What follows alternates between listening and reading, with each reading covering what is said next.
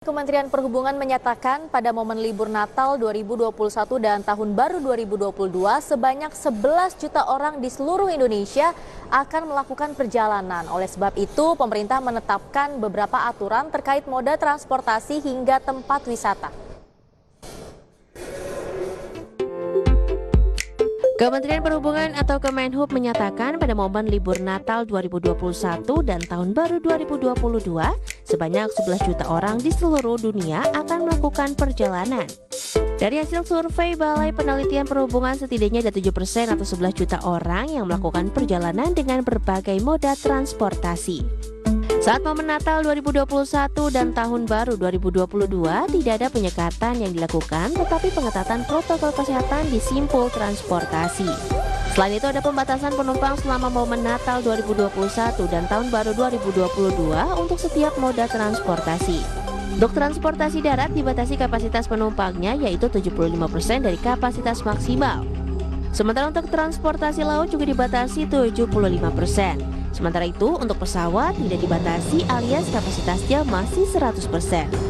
Selanjutnya untuk kapasitas kereta api jarak jauh dibatasi menjadi 80% dan untuk kereta komuter dibatasi menjadi 45% selama Natal 2021 dan Tahun Baru 2022. Adapun aturan tempat wisata selama libur Natal 2021 dan Tahun Baru 2022 telah diatur dalam Instruksi Menteri Dalam Negeri atau Inmendagri nomor 66 tahun 2021. Salah satunya menyebutkan bahwa kapasitas maksimal tempat wisata selama libur Natal dan Tahun Baru 2022 adalah 75% dari kapasitas maksimal. Selain itu, pembatasan juga dilakukan dengan memberlakukan ketentuan pengaturan ganjil genap kendaraan untuk mengatur kunjungan ke tempat-tempat wisata. Berbagi sumber, IDEX Channel. Ya pemirsa, ternyata berdasarkan proyeksi dari Kementerian Perhubungan pada momen libur Natal pertanggal 25 Desember 2021 lalu sampai dengan libur Tahun Baru ya di tanggal 1 Januari 2022 ada sekitar 7% dari total masyarakat Indonesia atau lebih tepatnya nih ada sekitar 11 juta masyarakat yang melakukan perjalanan atau berpergian. Nah, kalau kita lihat dari jumlahnya ya 11 juta orang, ini kan bukan jumlah yang sedikit begitu ya pemirsa. Mungkin banyak masyarakat atau banyak orang yang berpikiran ini adalah waktunya untuk balas dendam. Nah, balas dendam di sini artinya adalah mungkin waktunya untuk jalan-jalan ya, untuk liburan, melepas penat dan juga melepas stres ya. Apalagi mungkin kalau kita kilas balik sedikit nih di pertengahan tahun 2021 ini, tepatnya di sekitar bulan Juni, Juli dan Agustus ya, ketika varian Delta itu menyerang Indonesia, masuk ke Indonesia, pemerintah ini memberlakukan kebijakan yang amat sangat ketat. Boro-boro mau jalan-jalan, boro-boro mau liburan gitu ya. Kita mau pergi ke satu tempat yang masih mungkin satu kota aja itu pada waktu itu masih susah gitu ya pemirsa ya, karena memang untuk menghindari terjadinya peningkatan kasus COVID-19 varian Delta tersebut. Nah, akhirnya mungkin ketika saat ini masyarakat sudah mulai melihat ya ekonominya sudah mulai sedikit pulih, kemudian kasus COVID-19-nya juga sudah mulai menurun, akhirnya banyak masyarakat yang memutuskan untuk ya udah deh kita jalan-jalan, liburan gitu ya, mumpung momennya juga pas banget, tepat banget yaitu momen libur Natal dan Tahun Baru nih pemirsa. Kemudian pada saat ini juga kan pemerintah sebenarnya tidak melakukan pelarangan atau pembatasan, tapi lebih tepatnya pemerintah hanya menerapkan pengetatan gitu ya. Jadi masyarakat boleh jalan-jalan tapi memang ada aturan-aturannya dan jangan lupa untuk protokol kesehatannya. Tapi kalau ngomong-ngomong soal jalan-jalan dan liburan di akhir tahun ini, Anda sendiri punya rencana kemana nih pemirsa untuk menghabiskan sisa tahun 2021? Atau mungkin Anda mau keluar kota, misalnya mau ke Bali, mau ke Lombok, ke Labuan Bajo, ke Jogja atau ke tempat-tempat lainnya, boleh aja gitu ya. Tapi jangan lupa untuk selalu menerapkan protokol kesehatan. Dan kalau saya sendiri mungkin belum punya rencana sebenarnya ya untuk menghabiskan akhir tahun ini. Lebih tepatnya mungkin saya akan belanja snack-snack yang banyak gitu ya. Nanti ketika sudah belanja snack yang banyak, saya mau staycation aja atau mungkin di rumah aja kali ya. Saya mau nyelesain beberapa seri Netflix yang memang belum sempat ditonton. Tapi bagi Anda yang memang ingin jalan-jalan ya bersama keluarga, bersama teman-teman, pacar, gebetan atau mantan, itu boleh aja. Tentunya saya juga punya beberapa tips bagaimana sih caranya mengatur keuangan atau budget liburan, biar liburan kita tuh seneng tapi kantong kita tuh tetap aman pemirsa ya. Kita sama-sama saksikan tips soal mengatur budget liburan dalam infografis berikut ini.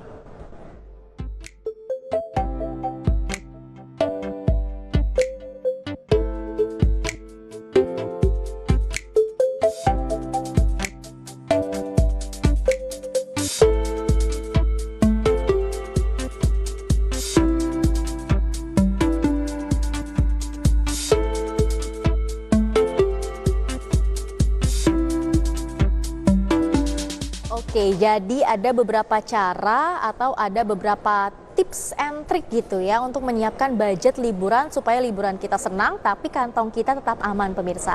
Yang pertama adalah mengatur budget liburan di angka maksimal. Kemudian tips yang kedua ini harus menyiapkan tabungan khusus dari jauh-jauh hari. Kemudian Anda juga bisa menggunakan uang bonus akhir tahun ya untuk jalan-jalan, dan kemudian Anda juga bisa menghindari berhutang dalam menggunakan budget untuk liburan, dan kemudian Anda juga harus menyiapkan dana darurat ketika Anda ingin pergi berlibur atau jalan-jalan pemirsa. Dan kali ini saya coba bedah satu persatu gitu ya. Mungkin dimulai dari budget liburan di angka maksimal. Jadi artinya Anda ketika ingin berlibur ya, misalnya nih Anda ingin berlibur ke Bali. Nah, total budgetnya mungkin sekitar 10 juta gitu ya. 10 juta sudah termasuk uang makan, kemudian akomodasi seperti hotel, sewa mobil, jalan-jalan ke tempat wisata.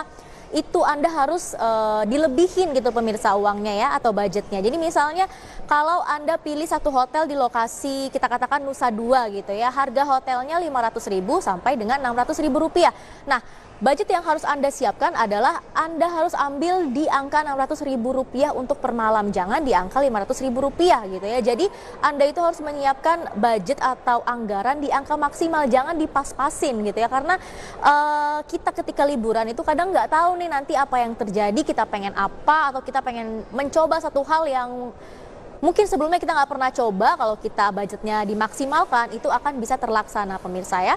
Kemudian tentunya untuk menentukan budget liburan di angka maksimal, langkah pertama yang harus Anda siapkan sebelum menyiapkan budget gitu ya, tentunya Anda harus mencari informasi yang sangat konkret dan lengkap soal tujuan wisata Anda. Itu bisa lewat internet atau mungkin tanya sama temen yang udah pernah pergi, ataupun nonton vlog ya dari vlogger traveling gitu ya. Ada banyak nih, saya rekomendasikan beberapa. Ada dari backpacker tampan, kemudian dari anak jajan ya, kemudian juga ada dari Her Journeys, kemudian juga dari Kadek Arini. Nah, biasanya mereka itu suka membagikan cerita-cerita atau informasi seputar liburan, tempat-tempatnya di Indonesia, kemudian budgetnya itu berapa aja. Dan kalau bisa ketika Anda sudah ingin menyiapkan budget liburan di angka maksimal, usahakan tujuan Anda tuh jangan berubah-berubah. Karena kalau nanti berubah-berubah tujuannya, otomatis budgetnya juga berubah-berubah dan pada akhirnya Anda akan pusing gitu ya. Jadi dicoba dari awal sudah ditetapkan tujuannya dan ditetapkan budgetnya di angka maksimal. Nah, itu untuk tips yang pertama. Kemudian untuk tips yang kedua, ini Anda harus menyiapkan tabungan khusus dari jauh-jauh hari. Ada dua cara nih pemirsa. Yang pertama, kalau misalnya Anda mau berpergiannya dalam jangka pendek gitu ya, itu Anda minimal ya 6 bulan sebelum keberangkatan Anda juga harus sudah menyiapkan anggarannya pemirsa. Kemudian kalau Anda perginya masih lama gitu ya, masih bertahun-tahun ke depan, Anda harus menyiapkan 5 tahun sebelum keberangkatan. Nah, kalau misalnya menyiapkan budgetnya atau anggarannya 6 bulan sebelum keberangkatan ya, itu Anda mungkin disiapkannya bisa dipisahkan anggarannya mungkin di tabungan yang berbeda dengan uang yang digunakan sehari-hari atau di rekening yang berbeda. Tapi kalau sampai disiapinnya untuk 5 tahun ke depan, itu mungkin bisa diinvestasiin uangnya. Nah, investasi yang cenderung aman atau fluktuatifnya itu masih tergolong standar gitu ya. Itu Anda bisa memilih reksadana, pasar uang, kemudian juga emas juga bisa menjadi pilihan ya jika Anda ingin berinvestasi yang memang fluktuasinya itu masih tergolong standar dan juga aman. Kemudian misalnya nih pemirsa, Anda ingin pergi ke satu tempat atau berwisata, budget Anda 6 juta rupiah gitu ya. Artinya kan Anda harus menyiapkan 6 bulan sebelumnya tuh pemirsa uangnya. Jadi mungkin bisa dibagi per bulan Anda siapkan 1 juta rupiah, atau mungkin nabungnya bisa dibagi per minggu 250 ribu rupiah per minggu. Jadi diatur sebaik mungkin, yang penting jangan dadakan gitu ya. Karena kadang kalau terburu-buru nanti berangkatnya atau mungkin nanti pas udah di tempat wisatanya itu kadang-kadang suka menemukan kesulitan gitu ya. Kemudian misalnya dari angka 6 juta rupiah tadi, 2 jutanya itu untuk beli tiket pulang pergi. Nah, misalnya Anda sudah terkumpul 2 juta rupiah, bisa langsung dibelikan untuk tiket pulang perginya pemirsa. Dan biasanya kalau kita beli tiket dari jauh-jauh hari, itu banyak diskon dan promo, asalkan lagi-lagi ya, jangan merubah tanggal dan jangan merubah tempat tujuan Anda. Kalau memang liburannya pengen senang dan kantongnya pengen aman pemirsa ya. Dan tentunya Anda juga bisa menggunakan uang bonus tahunan ya untuk jalan-jalan. Dan soal uang bonus tahunan digunakan sebagai budget liburan atau budget jalan-jalan, kita simak informasi lengkapnya dalam tayangan berikut ini. Bagi kamu yang ingin berlibur namun belum memiliki tabungan, jangan cemas karena masih ada alternatif lainnya. Pekerja bisa memanfaatkan bonus akhir tahun dari perusahaan untuk melancong ke destinasi wisata. Dengan catatan budget liburan disesuaikan dengan bonus yang diterima karyawan tersebut. Catatan lainnya, bonus akhir tahun hanya boleh digunakan untuk berlibur apabila pekerja tidak memiliki kewajiban seperti utang jatuh tempo maupun dana pendidikan anak. Kemudian jika ingin menggunakan uang bonus untuk liburan, jumlah dana darurat harus sudah terpenuhi. Umumnya perencanaan keuangan menyarankan dana darurat sebesar 6 kali pengeluaran bulanan bagi yang masih lajang dan 6 hingga 12 kali pengeluaran bulanan keluarga bagi yang sudah menikah. Berikutnya, Anda sudah mempunyai asuransi kesehatan dan asuransi jiwa. Asuransi kesehatan akan menanggung resiko ketika Anda sakit, sedangkan asuransi jiwa akan menanggung resiko ketika terjadi kecelakaan yang menyebabkan cacat tetap atau meninggal dunia.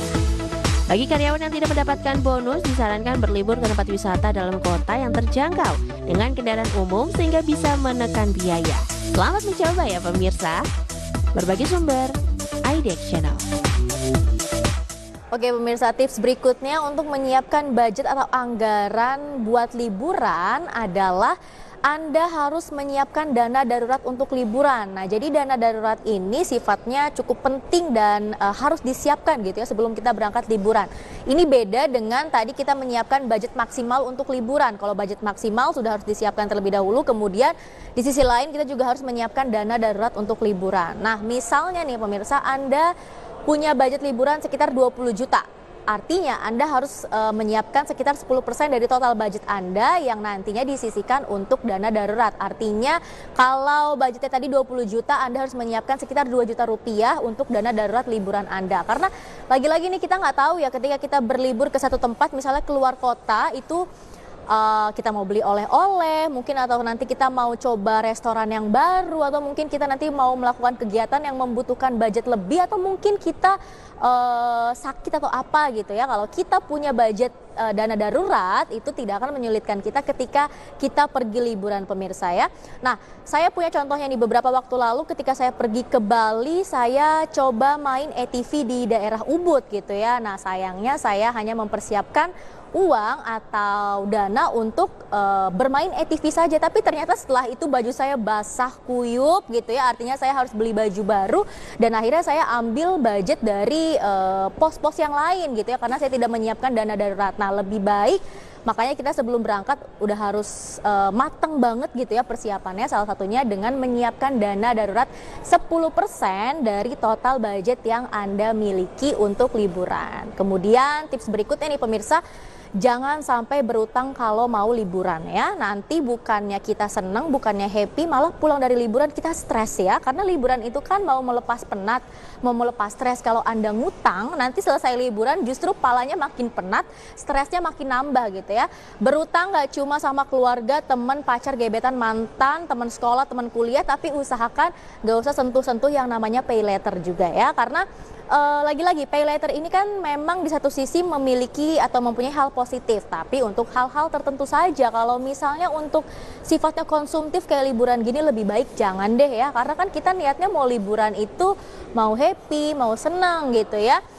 Disiapkan uangnya sebelum berangkat, jadi jangan terlalu maksain. Kalau memang uangnya belum ada atau uangnya belum cukup, ya nabungnya lebih banyak lagi, berangkatnya diundur gitu ya, jangan dipaksain pakai pay later. Dan tentunya kalau Anda mau pergi liburan sekarang ya, kita masih di dalam masa pandemi COVID-19, mungkin liburan di dalam negeri juga bisa dicoba, nggak harus keluar negeri, karena ternyata tahu nggak sih pemirsa, Indonesia ini budayanya sangat kaya raya gitu ya, banyak wilayah-wilayah atau tempat-tempat yang juga nggak kalah menarik dan nggak kalah keren dengan pemandangan yang ada di luar negeri pemirsa. Dan tentunya teman-teman presenter saya ini kayaknya juga seneng banget pergi liburan ya, Wiki dan Prisa. Nah, kita dengerin yuk pendapat dari Wiki dan Prisa, kira-kira wilayah di mana aja sih di Indonesia yang kayaknya tuh cocok untuk liburan. Berikut ini pemirsa.